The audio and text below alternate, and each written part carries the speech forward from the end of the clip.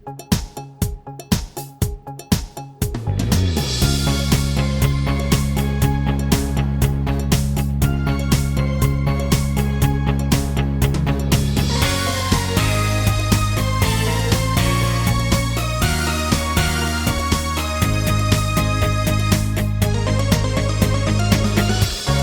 오늘은 영상 콘텐츠로 돈을 벌려고 하는 분들에게 필요한 정보입니다. 시간에 대한 얘기인데요. 자, 시작하기 전에 어느 분이 강의했던 내용의 도입부를 잠깐 소개를 해드리고 들어가겠습니다. 많은 사람들은 운전이 앞을 볼 수 있는 이들에게만 국한된 활동이라고 믿었습니다. 앞을 못 보는 사람이 독립적이고 안전하게 운전하는 것은 불가능한 일이라고 생각했기 때문입니다. 지금까지는 말이죠.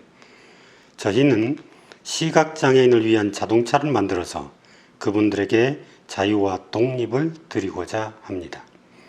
지금 읽어드린 내용은 버지니아 공대 로봇 연구소의 설립자죠. 한국인 데니스 홍이 2011년에 테드에서 행한 연설의 도입부입니다. 아시다시피 테드는 1990년부터 오바마, 빌 게이츠, 스티븐 호킹 이런 세계적인 유명인사들이 연사로 거쳐간 포럼이죠. 근데 한국인으로서의 첫 투자가 된 데니스 홍 덕분에 우리 일반인들에게도 테드가 많이 알려지게 됐습니다. 사실 얘기하고자 하는 핵심은 테드가 왜 18분으로 그 시간을 정했을까 이 얘기입니다. 바로 오늘의 주제이기도 한데요.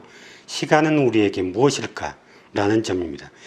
자, 테드가 18분으로 정한 그 근거로는 여러 가설들이 나오고 있는데요.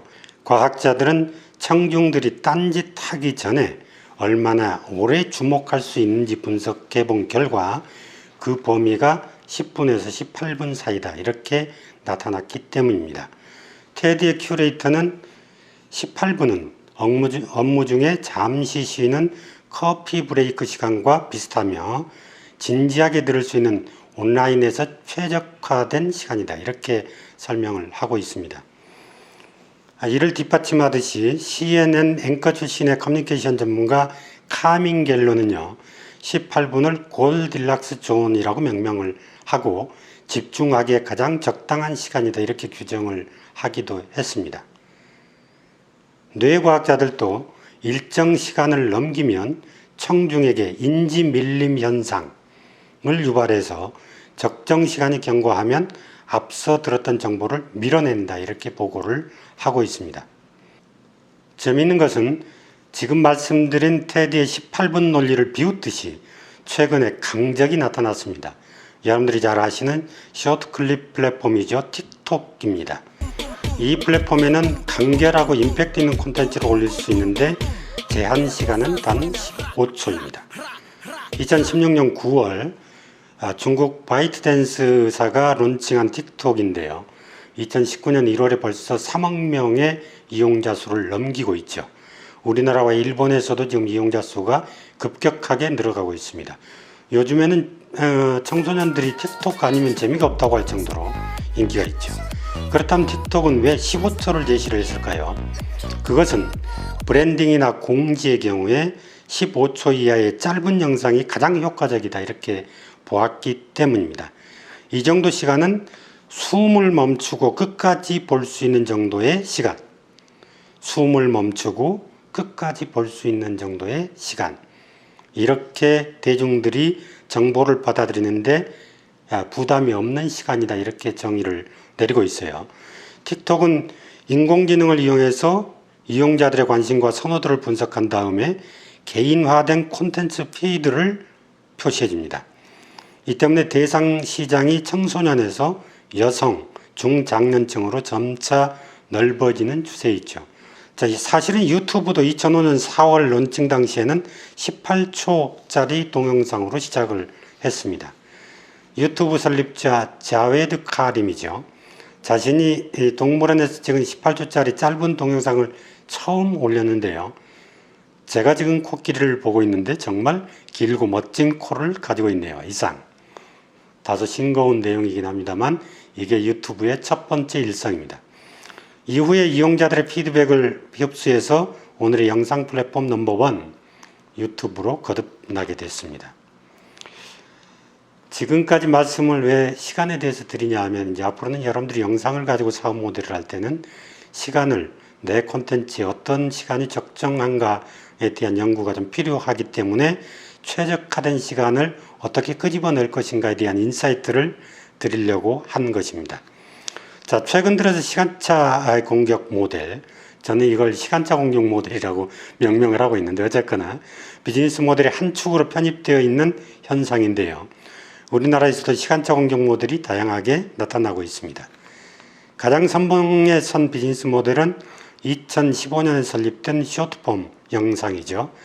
스타트업인 72초입니다. 일상에서 느끼는 사소한 이야기를 비틀어서 감칠맛 나게 스토리텔링해서 제작하고 있죠. 72초의 핵심 수익 모델은 브랜디드 콘텐츠입니다. 인포모셜이 정보를 담은 콘텐츠라면 브랜디드 콘텐츠는 홍보를 담은 콘텐츠다 이렇게 보면 되겠습니다. 인포모셜이라는 것은 이 광고에 정보가 들어간 것을 얘기하죠. 어느 기자가 인터뷰를 하면서 72초의 성기환 대표한테 왜 72초로 결정을 했느냐라고 했더니 짧은 시간을 표현하는 숫자 가운데서 72초가 가장 입에 잘 붙기 때문이다 라고 했더군요. 근데 사실은 사석에서 제가 들은 얘기인데 젊은이들이 똥 누는 시간이 대략 그 정도라고 하더군요. 그러니까 화장실에 가서 보기에 딱 좋은 그 정도의 영상 시간이다 이렇게 얘기를 하는 거죠. 주요 타겟을 청소년으로 특정했기 때문에 이런 발상이 나온 게 아닌가 생각이 됩니다.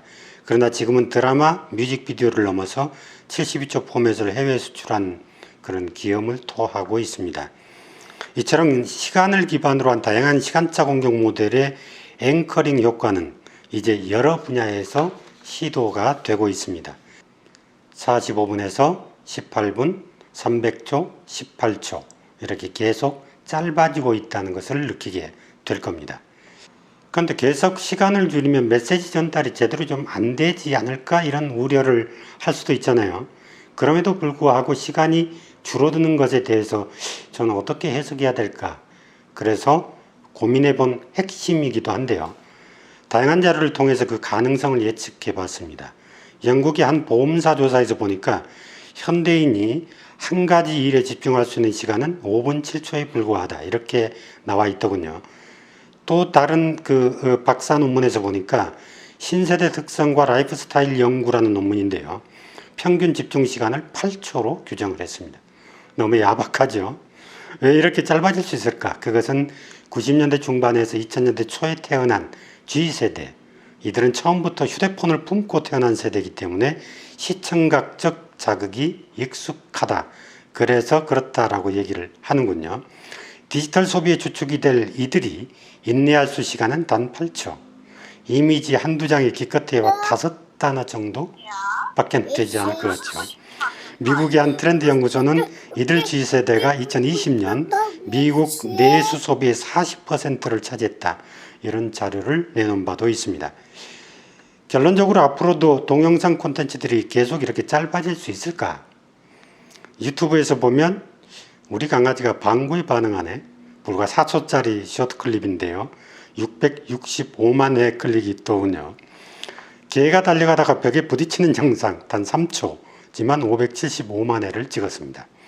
그런가 하면 어린이가 강아지에 끌려서 넘어지는 장면을 찍은 3초 영상 부악이라는 게 714만 번이나 봤더군요. 플래시와 같은 시각적 자극의 경우는 0.1초가 필요하고 청각 자극의 경우는 0.1초에서 0.2초밖에 필요하지 않는다고 해요. 5G 시대를 맞아서 더욱 짧은 콘텐츠들이 나올 수 있을 것 같다. 이런 생각은 듭니다. 우리 인생도 몇 년을 살아야 임팩트 있게 살았다고 할 수 있을까요? 너무 엉뚱한가요?